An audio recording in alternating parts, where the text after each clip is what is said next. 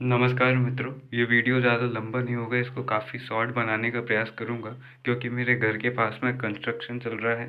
तो मशीनों की आवाज़ शुरू होने वाली है, उससे पहले मैं शुरू होके ख़त्म हो जाता हूँ। तो आइए वैदिक काल को समझते हैं और वैदिक काल के सभी विषयों को हमने 5 वीडियोज़ के ज़रिए समझने का प्रयास किया था कि कैसे वैदिक काल की शुरुआत होती है और आर्य आते हैं, आर्य हमला करते हैं उत्तर भारत में और वैदिक संस्कृति का निर्माण करते हैं। अब हम ये देखते हैं कि धीरे धीरे ब्राह्मण अपना वर्चस्व बढ़ाते हैं राजाओं के माध्यम से और राजा अपना वर्चस्व बढ़ाते हैं ब्राह्मण के माध्यम से और दोनों एक दूसरे की सहायता से अब सर्वोच्च शक्ति बनने वाले होते हैं और ये दौर होता है उत्तर वैदिक काल का। उत्तर वैदिक काल में भी परंपराएं हमें नगण्य यानी कि बहुत कम देखने को मिलती हैं जो वैदिक काल में हमें देखने को मिल रही थी। जैसे हमें वैदिक काल में मातृ सत्तात्मक तो नहीं था समाज, वहाँ पर पितृ सत्तात्मक ही था, लेकिन महिलाओं को बहुत ज़्यादा उनका वर्चस्व था, पुरुष के बराबर बराबरी थी। लेकिन उत्तर वैदिक काल आते आते पुरुषों की प्रधानता और ज़्यादा तीव्र हो जाती है। उत्तर वैदिक काल का समय जो रहता है वह 1000 से 600 ईसा पूर्व तक माना जाता है। तब तक जब तक कि महाजनपद काल की शुरुआत न हो जाए, जब तक तब तक जब तक कि उत्तर जो धार्मिक क्रांति है, जो द्वितीय नगरीकरण है, उसकी शुरुआत न हो जाए।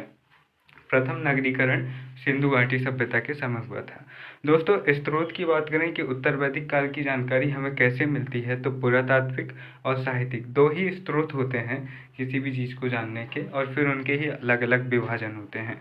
तो पुरातात्विक में हमें लोहे के उपकरणों के साथ PGW जो एक साइट है, जो मृदभांड के आधार पर हमें साइट देखने को मिलती है, अतरंजी खेड़ा से लगभग हमें 1000 ईसा पूर्व के सबसे प्राचीन लोहे के उपकरण प्राप्त होते हैं। और इससे यहाँ पर यह अनुमान लग जाता है कि जो 1000 ईसा पूर्व है, यानी कि 1000 ईसा पूर्व बोले तो आज 2025 चल रहा है, तो जब सन की शुरुआत हुई रही होगी, जीरो, जब जिस तिथि से लोगों ने माना कि वह जीरो है, उससे 1000 साल पहले ईसा पूर्व, अभी ईस्वी चल रहा है, तो जीरो से 1000 साल पहले ईसा पूर्व में हमें यहाँ प्रमाण मिले, तो कुल 1000 में आज के 2000 जोड़ दें तो 3000 साल पहले भारतीय मानव लोहे से परिचित हुआ था। यहाँ ऐसे हमें प्रमाण मिले हैं। सबसे शुरुआती प्रमाण हमें अतरंजी खेड़े से ही मिले हैं। तो यहाँ पर अतरंजी खेड़े के आधार पर लोहे से इस काल का मानव परिचित हो गया। बहुत सारे परिवर्तन हमें देखने को मिलते हैं और यहीं पर से द्वितीय नगरीकरण की शुरुआत होती है और यह भारतीय मानव के इतिहास में एक क्रांति मानी जाती है। क्यों? क्योंकि लोहे के आविष्कार से क्या हुआ कि अब तक खेतों में जो जुताई होती थी, खेतों में जो फसल बोने के लिए जुताई की जाती थी, वह लकड़ी के फाल से की जाती थी। आपने कभी हल या कल्टीवेटर देखा होगा तो अच्छी बात है, नहीं देखा होगा तो गूगल सर्च कीजिएगा। उसमें क्या होता है, एक फाल लगाया जाता है ताकि ज़मीन में खोदा जाए। अगर लकड़ी का भी हल है तो उसमें एक धातु का फाल लगाया जाता है, गैंती की नोक की तरह। तो उसमें उस काल में वह किसका होता था? या तो लकड़ी का होता था या तांबा, कांसा जैसी धातुओं का होता था, जो कि कमज़ोर धातु है और लकड़ी खुद कमज़ोर होती है। तो उससे खेती उतनी बेहतर नहीं होती थी। खेती उन्हीं क्षेत्रों में संभव थी जहाँ पर कि मृदा थोड़ी खुरबुरी हो, यानी कि जहाँ पर जल्दी से जोता जा सके। और दूसरी सबसे बड़ी बात ये थी कि जब सही तरीके से खुदाई नहीं हो पाती थी, तो जो धान को उगाने का तरीका था वह ऐसा था कि खाद की तरह फेंक दिए धान को ऊपर, ज़मीन के ऊपर, फिर मिट्टी में मिला दिए और उसी से धान उगती थी। उसमें उत्पादन बहुत कम होता था। लेकिन इन परिवर्तनों के बाद दो परिवर्तन जिनने भारतीय मानव के इतिहास को बदल दिया, वो ये था, पहला तो ये था कि लोहे के आविष्कार से अब न केवल हथियार लोहे के बने और हथियारों से बड़े साम्राज्य खड़े हुए, बल्कि हथियारों के दम पर हम देखते हैं कि जो मगध जैसे साम्राज्य बनते हैं और जो उत्तर प्रदेश है, बिहार है, झारखंड है, बंगाल है, ये क्षेत्र समृद्ध होते हैं क्योंकि इधर घने जंगल होते हैं और लोहे के हथियारों के दम पर उन जंगलों को साफ कर उधर मैदानी क्षेत्र बनाया जाता है और उधर फिर भविष्य में चलकर हम मगध जैसे बड़े महासाम्राज्य को देखते हैं जो कि एक लंबे समय तक, जो कि उत्तर गुप्त काल तक हमें केंद्र सेंटर के रूप में, भारत के प्रमुख सेंटर के रूप में देखने को मिलेगा। अब यहाँ पर ये ध्यान में रखना कि इस काल में लोहे के आविष्कार से सबसे बड़ा परिवर्तन ये हुआ था कि जो लोहा हल था उसके जो फाल थे जिनसे खुदाई की जाती थी वे लोहे के बनाए जाने लगे। इससे किसी भी क्षेत्र में जुताई आसानी से की जा सकती थी। और दूसरा सबसे बड़ा परिवर्तन इस काल के मानव ने ये किया कि अब धान की फसल को फेंक कर बोने के बजाय उसकी रुपाई, जैसे आज के समय में हम देखते हैं, आपने साउथ की फिल्में देखी होंगी तो बड़े बड़े साउथ की फिल्में या कहीं भी आपने देखा होगा तो बड़े बड़े खेत होते हैं, उनमें पानी भरा होता है, कीचड़ होती है और उसमें पौधों को रोपा जाता है। तो वह तकनीक इस काल से शुरू हुई और उस तकनीक ने इतना ज़्यादा उत्पादन बढ़ा दिया कि बहुत ज़्यादा समृद्धि इस काल में आ गई। अब साहित्यिक स्रोत की बात करते हैं तो 3 वेद इस काल में लिखे गए। चूँकि जो पहला ऋग्वेद था वह वैदिक काल में लिखा जा चुका था और उसी वेद की रचना काल को हम वैदिक काल कहते हैं, जहाँ पर हमें एक संस्कृति, एक समान परंपराएं देखने को मिलती है। जब उन परंपराओं में हम बदलाव देखते हैं तो उन बदलावों के आधार पर एक नए काल की शुरुआत होती है, उत्तर वैदिक काल। और इस उत्तर वैदिक काल में 3 अन्य वेद जो कि ऋग्वेद के बाद लिखे गए, सामवेद, यजुर्वेद और अथर्ववेद, अथर्ववेद जो कि सबसे आखिरी वेद है, इनकी रचना होती है। ब्राह्मण ग्रंथ, आरण्यक, उपनिषद बोले तो वेदांत। वेदांत क्या होता है? जो 4 वेद है ना, उन्हें आसान भाषा में समझाने के लिए इन उपनिषदों का सृजन किया गया और इन्हीं के आधार पर अलग अलग दर्शन हमें देखने को मिलते हैं। तो जो वेदांत में विश्वास रखता है, जो ब्राह्मण ग्रंथों में विश्वास रखता है, या फिर जो इनके अलग अलग दर्शन में विश्वास रखता है, षड दर्शन में विश्वास रखता है, वह वेदों में भी विश्वास रखता है। सामवेद की बात करें तो इसमें वैदिक मंत्रों को गाने योग्य बनाया गया, यह भारतीय संगीत का प्राचीनतम ग्रंथ है। इससे संबंधित पुरोहित उद्गाता या उद्गात्री कहलाता था। सामवेद में 75 श्लोकों को छोड़कर सभी श्लोक ऋग्वेद से लिए गए हैं। अब हम सामवेद की बात करें तो इसके 2 भाग हैं, पहला है आर्चिक और दूसरा है गान। आर्चिक के भी 2 भाग हैं, पहला है पूर्वार्चिक और दूसरा है उत्तरार्चिक। इन चीज़ों को आपको ध्यान में रखना है क्योंकि इनसे अक्सर प्रश्न खड़े होते हैं। सामवेद की शाखाएं अब हम बात करें तो हर वेद को अलग अलग भागों में बांटा गया है, उनके उपवेद बनाए गए हैं, उनके ब्राह्मण ग्रंथ बनाए गए हैं। लेकिन अभी हम सिर्फ इन वेदों के की जो शाखाएं हैं या फिर इनके विभाजन हैं उन्हें देख रहे हैं। अब देखिए जो कौथुम है, कौथुम ये गुजरात क्षेत्र की एक प्रमुख शाखा है। राणनीय यह महाराष्ट्र क्षेत्र की शाखा है और जैमिनीय शाखा यह कर्नाटक क्षेत्र की प्रमुख शाखा है। अब दोस्तों सामवेद की महत्ता को स्थापित करते हुए गीता में भगवान श्री कृष्ण कहते हैं, मैं वेदों में सामवेद हूँ।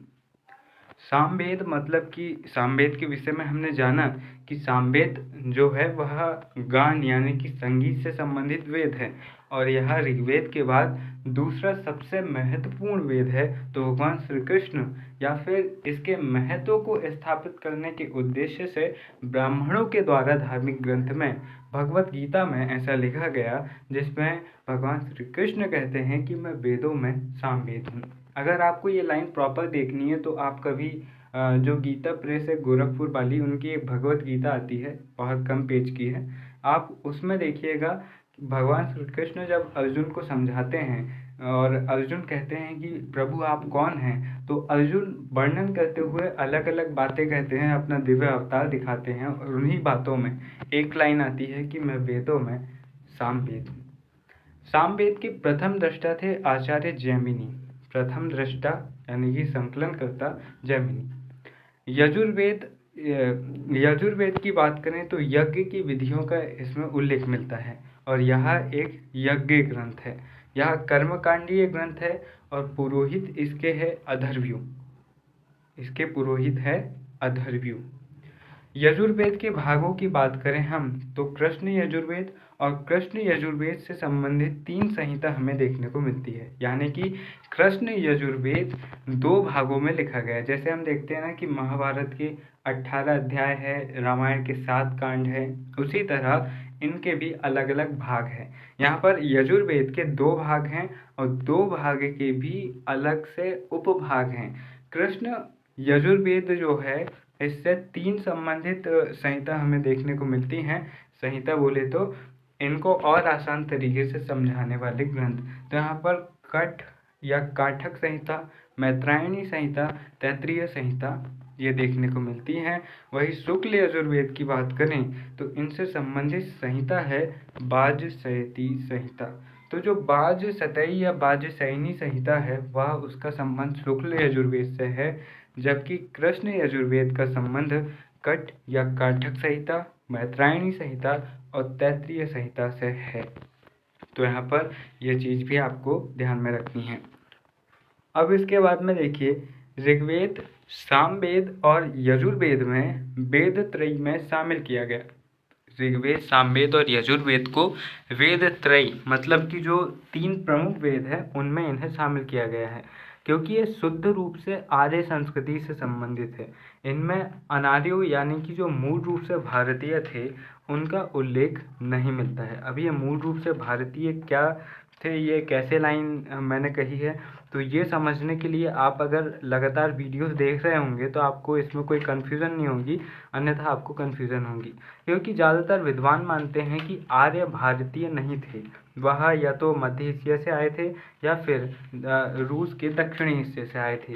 तो उस समय पर जो भारत में ताम्र पाषाण काल का चल रहा था, जो छोटी छोटी बस्तियां थी सिंधु सभ्यता के पतन के बाद, तो उन बस्तियों के लोगों को पूर्व मध्य पूर्वी भारत और दक्षिण भारत की ओर खदेड़ कर इन लोगों ने उत्तर भारत पर कब्जा कर दिया और नई संस्कृति का निर्माण किया, जिसे हम आर्य संस्कृति कहते हैं।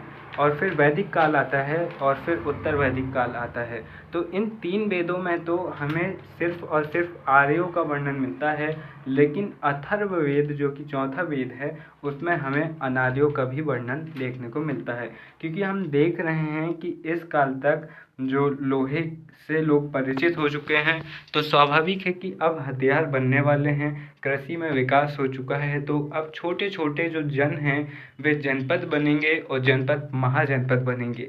तो हम देखेंगे कि आगे जो 600 ईसा पूर्व है उस दौर तक मगध जैसे क्षेत्रों में साम्राज्यों का निर्माण होना शुरू हो जाता है। तो हमें उस काल का थोड़ा बहुत वर्णन या कुछ कुछ अनार्य लोगों का वर्णन जो कि आर्य क्षेत्र के नहीं थे उनका वर्णन भी हमें मिलता है। हालांकि आर्यों और अनार्यों का संबंध था, व्यापार के माध्यम से ये एक दूसरे से जुड़े हुए थे या फिर आर्य इन पर शासन करते थे, इस तरह से इनके संबंध थे। इन्हें चारों वेदों में सर्वाधिक प्रतिष्ठा प्राप्त है। किन्हें? अन्य 3 वेदों को, ऋग्वेद, सामवेद और यजुर्वेद। अथर्ववेद को नहीं है। क्यों? क्योंकि उसमें अनार्यों का जिक्र है। अथर्ववेद की बात करें तो इसके पुरोहित ब्रह्म हैं। ब्रह्म बोले तो यज्ञ का निरीक्षण करना इनका काम है। और अथर्ववेद की 2 शाखाएं हैं, शौनक और पिप्पलाद। शौनक और पिप्पलाद, इनकी शाखाओं को, इनके ब्राह्मण ग्रंथों को, इनके उपवेदों को अच्छे से ध्यान में रखिएगा, सही जोड़ी के रूप में अक्सर पूछे जाते हैं। इनमें वैदिक संस्कृति के साथ साथ अनार्य संस्कृति के लक्षण भी मिलते हैं। अथर्ववेद में यज्ञों के अलावा तत्कालीन औषधि एवं चिकित्सा विज्ञान, जादू टोना, तंत्र मंत्र, शल्य क्रिया आदि का भी उल्लेख मिलता है। तो यहाँ पर यह बात ध्यान रखना, पहला जो वेद है ऋग्वेद, उसका संबंध है मंत्रों के उच्चारण से। दूसरा वेद है सामवेद, उसका संबंध है गान से, संगीत से। तीसरा वेद है यजुर्वेद, उसका संबंध भी मतलब मंत्रों के उच्चारण आदि से है। और चौथा वेद जो है अथर्ववेद, उसका संबंध है औषधि विज्ञान, चिकित्सा विज्ञान, जादू टोना, तंत्र मंत्र आदि से इसका संबंध है। तो इस तरह से भी आपसे पूछा जा सकता है।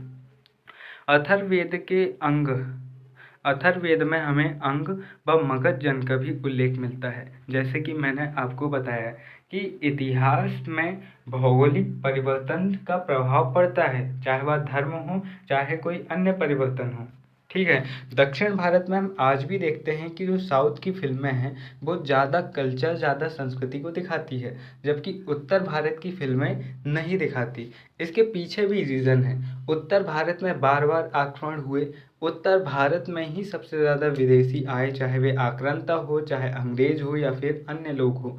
इसके चलते उत्तर भारत में आपको अलग अलग संस्कृति का संगम देखने को मिलता है, जबकि दक्षिण भारत तीनों ओर से समुद्र से घिरा होने के कारण, भौगोलिक परिस्थिति से बंद होने के कारण, और उत्तर भारत में भी जो नर्मदा नदी है और उसके विंध्याचल और सतपुड़ा की जो रेंज है, जो कि उत्तर भारत और दक्षिण भारत के मध्य एक रेखा की तरह खिंची हुई है, और दक्षिण भारत में जो पर्वतीय क्षेत्र हैं, इनके चलते दक्षिण भारत में ज़्यादा आक्रमणकारी नहीं गए। यही कारण है कि हमें दक्षिण भारत में ज़्यादा मुस्लिम शासक देखने को नहीं मिलते, बहमनी देखने को मिलेंगे और कुछ देखने को मिलेंगे, लेकिन ज़्यादा बड़े पैमाने पर हमें देखने को नहीं मिलते। यही कारण है कि उत्तर भारत में बार बार सोमनाथ का मंदिर हो या फिर अयोध्या मंदिर हो, काशी विश्वनाथ मंदिर हो, इनका विखंडन होता रहा। दक्षिण भारत में ये बहुत कम था, हुआ भी तो बहुत कम मात्रा में हुआ, जैसे सुधार लिया गया। इस कारण से दक्षिण भारत की संस्कृति सुरक्षित रही और उनके अंदर आज भी उनकी संस्कृति के प्रति वैसा लगाव है जैसा उत्तर भारत में देखने को नहीं मिलता। क्योंकि बार बार के आक्रमणों के कारण उत्तर भारत के लोगों के मन में संस्कृति से लगाव थोड़ा कम हुआ, और आज के दौर में हम देखते हैं कि उत्तर भारत की संस्कृति सिर्फ उत्तर भारत के लोगों की नहीं है, उसमें अलग अलग धर्म, अलग अलग मजहब और अलग विश्व की अन्य सभ्यताओं जैसे यूरोपीय कल्चर भी हमें उत्तर भारत के ट्रेंड में देखने को मिल जाता है। यही कारण है कि उत्तर भारत की फिल्में उत्तर भारत के लोगों के दिमाग के हिसाब से बनती है। जो लोग पसंद करेंगे जैसा देखना, वैसे ही चीज़ें तो बनेंगी। जबकि दक्षिण भारत के लोग संस्कृति, जो कल्चरल एक्टिविटीज़ फिल्मों में ज़्यादा दिखाते हैं। क्यों? क्योंकि वहाँ के लोग वैसा पसंद करते हैं। तो यहाँ पर ये ध्यान रखना कि इतिहास की हर गतिविधि के पीछे कहीं ना कहीं भौगोलिक, राजनीतिक परिवर्तन भी जिम्मेदार होते हैं। तो यहाँ पर 1000 ईसा पूर्व के बाद लोहे के प्रयोग के कारण जो छोटे छोटे जनपदों में बदले और राज्यों का निर्माण किया, तो हमें यहाँ पर अंग और मगध जनों का उल्लेख, हालांकि अभी जनपद नहीं बने थे, शुरुआत हो रही थी राज्य निर्माण की, अभी छोटे पैमाने पर ये थे, इनका उल्लेख हमें अथर्ववेद में मिलता है। तो यहाँ पर प्रश्न बन सकता है कि अथर्ववेद में किन जनों का उल्लेख मिलता है? तो यहाँ पर अंग और मगध जन का उल्लेख मिलता है। अब देखो, जब मुझे लगा था कि मुझे लंबा वीडियो बनाना है, तब बहुत ज़्यादा शोरगुल हो रहा था। अब जब मैंने सोचा कि इसे छोटा बनाकर निपटा दूंगा, तो अभी तक शोरगुल दोबारा चालू हुआ नहीं। हालांकि मैं डिसाइड कर चुका था, इसीलिए मैंने कम कंटेंट लिया। मैं कोशिश करूंगा कि मैं जून 2025 से पहले तक नेट जेआरएफ का पूरा सिलेबस कंप्लीट करवा लूँ। बस आप क्लासेस देखने के साथ साथ नोट्स को अच्छे से रिवाइज कीजिए, और 2 एक्स्ट्रा चीज़ आप कीजिए। आपसे मेरी ये गुजारिश है, आप चाहे जून 2025 की तैयारी करो, दिसंबर की तैयारी करो, या कभी भी इस वीडियो को देख रहे हो, तो 2 चीज़ हमेशा ध्यान में रखना। पहली ये कि आप प्रॉपर रिवीजन करना, दूसरी ये कि एनसीईआरटी को भी पढ़कर अपना बेस क्लियर रखना, ठीक है। और एक एक्स्ट्रा ये है कि आप बाकायदा टेस्ट देते रहना, चाहे ऑनलाइन माध्यम से दो, किसी कोचिंग में जाके दो, या फिर बुक से दो, आपकी इच्छा है, लेकिन टेस्ट देते रहना। इससे आपको पता लगेगा कि आप सही चीज़ पढ़ रहे हो या नहीं तो पता चला आप कुछ भी पढ़े जा रहे हो और एग्ज़ाम में आप अपना सर पका के आ गए। तो वीडियो यहीं पर समाप्त हो रहा है, और वीडियो के अंत में बस इतना ही कहना चाहूँगा। जोनाथन स्विफ्ट, जो कि आयरिश व्यंग्यकार हैं, वे लिखते हैं, ये उम्मीद करनी चाहिए कि आप अपनी ज़िंदगी के सारे दिन पूरी तरह जी पाएँ। इसीलिए आप जो जीना चाहते हैं आप वो जिए। ये मत सोचो कि मैं कल पहले ये कर लूँ फिर अच्छे से जीऊँगा, पहले वो कर लूँ फिर अच्छे से जीऊँगा। अच्छे से जीने वाले दिन कभी नहीं आते हैं दोस्त, क्योंकि अक्सर देखना, जिन लोगों के अच्छे से जीने के दिन आते हैं वो पहले ही स्वर्ग सिधार जाते हैं। इसलिए ज़िंदगी को एक लेवल तक एंजॉय करते हुए जियो। इतना भी एंजॉय मत करो कि लाइफ प्रभावित हो जाए, आपके कामकाज डिस्टर्ब हो, और इतना भी ज़्यादा पढ़ाकू मत बनो कि कभी ज़िंदगी को जी ही ना पाओ। इसलिए सब काम करो, प्यार करो, घूमो फिरो, फिल्में देखो, एंजॉय करो, लेकिन एक दायरे तक। फिर मिलेंगे अपने किसी और वीडियो में। तब तक के लिए नमस्कार। जय हिंद।